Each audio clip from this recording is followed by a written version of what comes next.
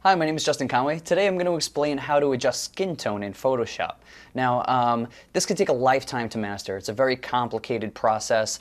Depending on the skin tone, how much it varies, how clear the image is that you're adjusting, how clear the image will be, or how fine the resolution when you eventually print or display your image. These are all variables.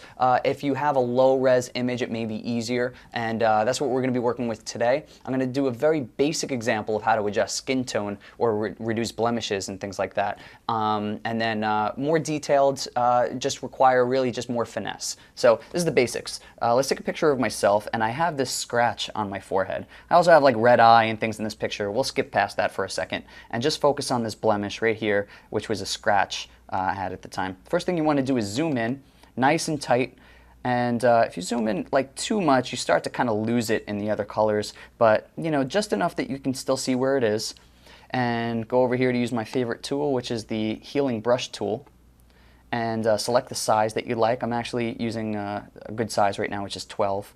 You're going to hold down Option and click to a good point of skin, a good uniform point of skin that's sort of far away from that area, but not too far because you want it to be roughly the same.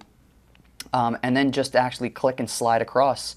The healing brush tool actually just makes that point of skin just like the other, so like the clear portion that you selected. You can do this multiple times if you like and make sure that it's sort of you know, more natural looking, because sometimes if you just use a swipe you can see the swipe mark, and then when we zoom out, as you can see, the scratch is gone. So that's how to edit skin tone in Photoshop for adjusting blemishes and different skin variation in photos that you may be using. My name is Justin Conway. I hope you enjoyed. Thanks.